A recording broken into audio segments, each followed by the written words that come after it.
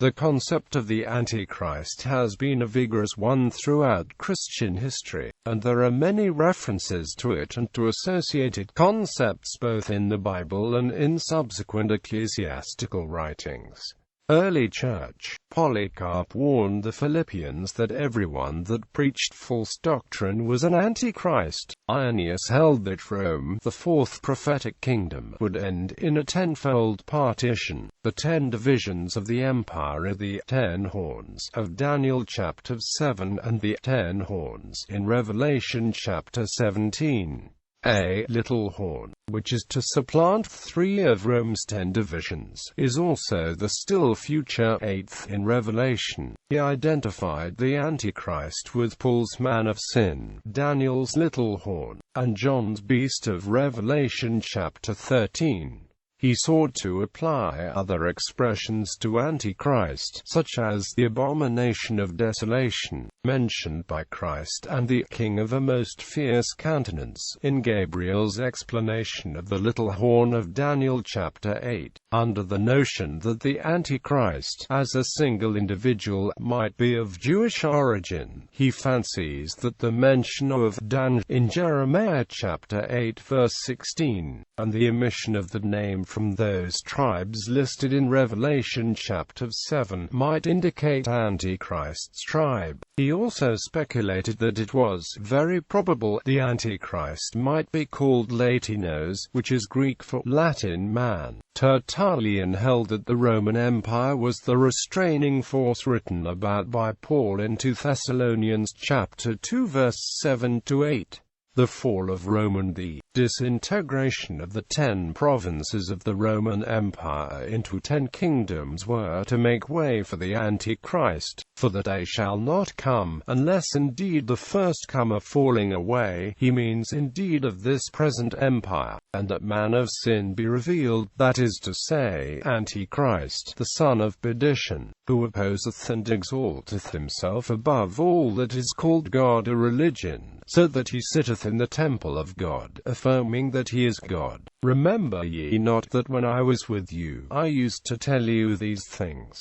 And now ye know what detaineth that he might be revealed in his time. For the mystery of iniquity doth already work. Only he who now hinders must hinder, until he be taken out of the way. What obstacles is there but the Roman state, the falling away of which by being scattered into the 10 kingdoms, shall introduce Antichrist upon, and then shall be revealed the wicked one, whom the Lord shall consume with the spirit of his mouth, and shall destroy with the brightness of his coming, even him whose coming is after the working of Satan, with all power, and signs, and lying wonders, and with all deceivableness of unrighteousness in them that perish. Hippolytus of Rome held that the Antichrist would come from the tribe of Dan and would rebuild the Jewish temple in order to reign from it. He identified the Antichrist with the beast out of the earth from the book of Revelation. By the beast, then, coming up out of the earth, he means the kingdom of Antichrist, and by the 2 horns he means him and the false prophet after him. And in speaking of the horns being like a lamb, he means that he will make himself like the Son of God, and set himself forward as king. And the terms, he spake like a dragon, mean that he is a deceiver, and not truthful.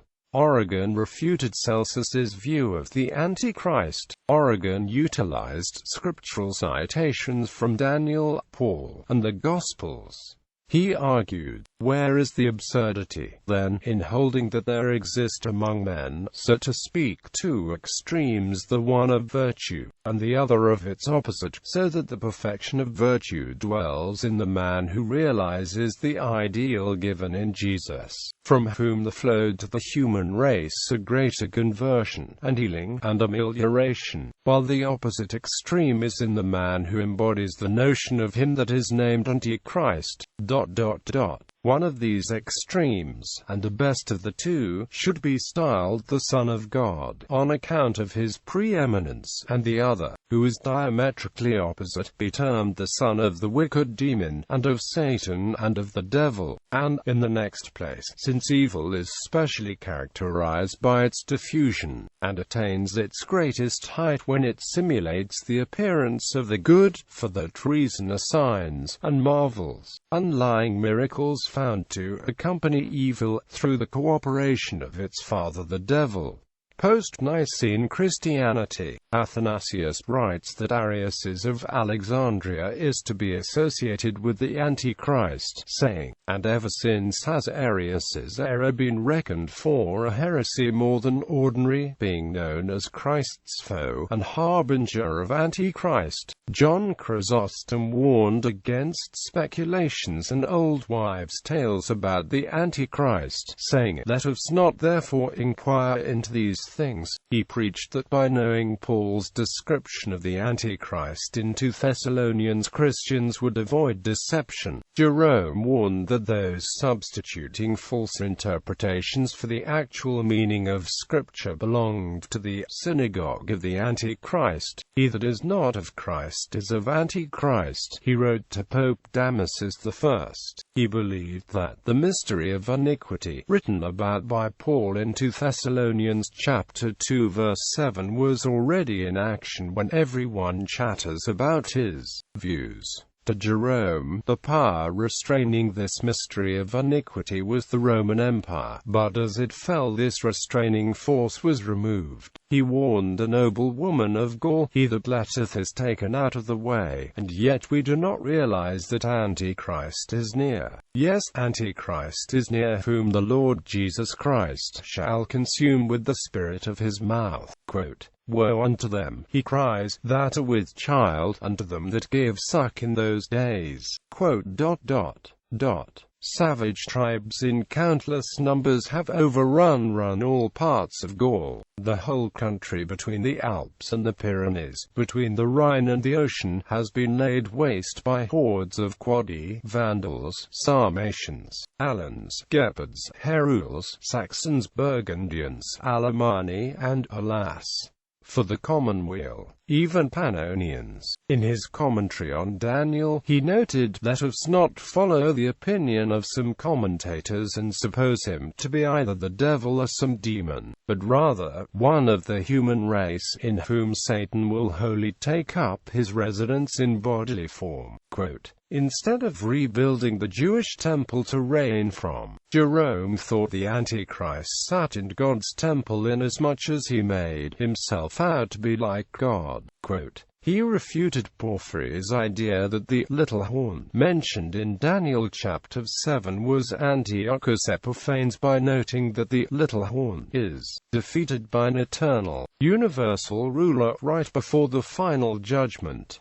Instead, he advocated that the little horn was the Antichrist. We should therefore concur with the traditional interpretation of all the commentators of the Christian Church, that at the end of the world, when the Roman Empire is to be destroyed, there shall be 10 kings who will partition the Roman world amongst themselves. Then an insignificant 11th king will arise, who will overcome 3 of the 10 kings. After they have been slain, the 7 other kings also will bow the next to the victor. Circa 380, an apocalyptic pseudo-prophecy falsely attributed to the Tiburtine Sibyl describes Constantine as victorious over Gog and Magog. Later on, it predicts, when the Roman Empire shall have ceased, then the Antichrist will be openly revealed and will sit in the house of the Lord in Jerusalem. While he is reigning, 2 very famous men, Elijah and Enoch, will go forth to announce the coming of the Lord. Antichrist will kill them, and after 3 days they will be raised up by the Lord. Then there will be a great persecution, such as has not been before nor shall be thereafter. The Lord will shorten those days for the sake of the elect, and the Antichrist will be slain by the power of God through Michael the Archangel on the Mount of Olives.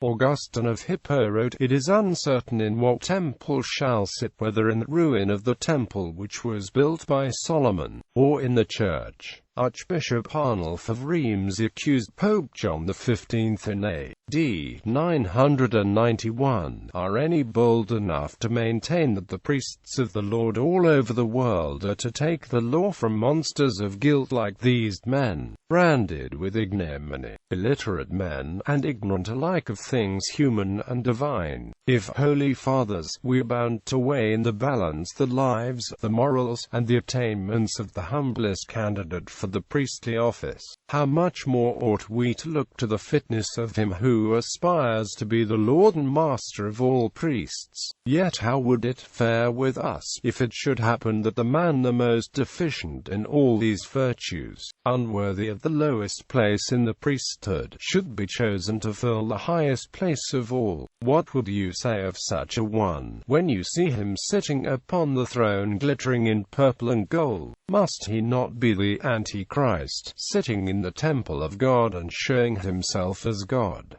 Pre-Reformation Western Christianity. Pope Gregory VII struggled against, in his own words, a robber of temples, a perjurer against the Holy Roman Church, notorious throughout the whole Roman world for the basest of crimes, namely, Wilbert, plunderer of the Holy Church of Ravenna, Antichrist, and archheretic. Cardinal Benno, on the opposite side of the investiture controversy, wrote long descriptions of abuses committed by Gregory VII, including necromancy, torture of a former friend upon a bed of nails, commissioning an attempted assassination, executions without trials, unjust excommunication, doubting the real presence in the Eucharist, and even burning it. Benno held that Gregory VII was either a member of Antichrist, or Antichrist himself. Eberhard II von Truchsess, Prince Archbishop of Salzburg in 1241 at the Council of Regensburg, denounced Pope Gregory IX as that man of perdition, whom they call Antichrist, who in his extravagant boasting says, "I am God, I cannot err." Quote, he argued that the 10 kingdoms that the Antichrist is involved with were the Turks, Greeks,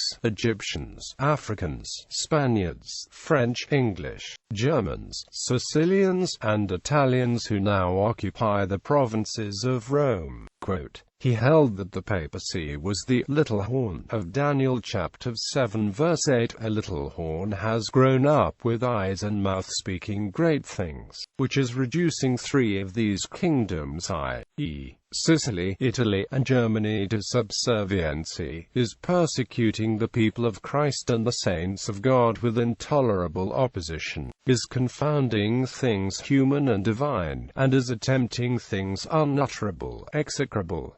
Protestant reformers. Many Protestant reformers, including Martin Luther, John Calvin, Thomas Cranmer, John Knox, and Cotton Mather, identified the Roman papacy as the Antichrist. The Centuriators of Magdeburg, a group of Lutheran scholars in Magdeburg headed by Matthias Flacius, wrote the 12-volume Magdeburg Centuries to discredit the papacy and identify the Pope as the Antichrist. The 5th round of talks in the Lutheran Roman Catholic Dialogue notes, in calling the Pope the Antichrist, the early Lutherans stood in a tradition that reached back into the 11th century. Not only dissidents and heretics but even saints had called the Bishop of Rome the Antichrist when they wished to castigate his abuse of power. William Tyndale, an English reformer, held that while the Roman Catholic Empire of that age was the empire of Antichrist, any religious organization that distorted the doctrine of the Old and New Testaments showed the work of Antichrist. In his treatise The Parable of the Wicked Mammon, he expressly rejected the established church teaching that looked to the future for an Antichrist to rise up,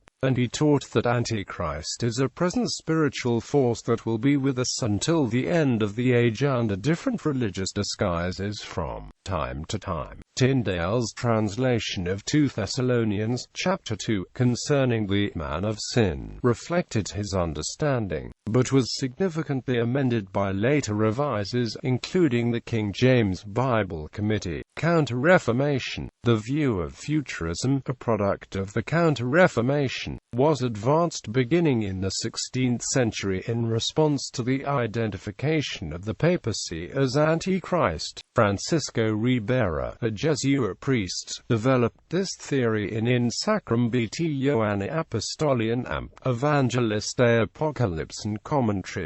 His 1585 treatise on the Apocalypse of John, Saint Bellarmine codified this view, giving in full the Catholic theory set forth by the Greek and Latin fathers, of a personal Antichrist to come just before the end of the world and to be accepted by the Jews and enthroned in the temple at Jerusalem. Most premillennial dispensationalists now accept Bellarmine's interpretation in modified form. Widespread U.S. Protestant identification of the papacy as the Antichrist persisted until the early 1900s, when the Scofield Reference Bible was published by Cyrus Scofield. This commentary promoted futurism, causing a decline in the Protestant identification of the papacy as Antichrist. Some futurists hold that sometime prior to the expected return of Jesus, there will be a period of great tribulation, during which the Antichrist, indwelt and controlled by Satan, will attempt to win supporters with false peace, supernatural signs. He will silence all that defy him by refusing to receive his mark on the right hand or forehead. This mark will be required to legally partake in the end-time economic system. Some futurists believe that the Antichrist will be assassinated halfway through the tribulation, being revived and indwelt by Satan. The Antichrist will continue on for 3.5 years following this deadly wound.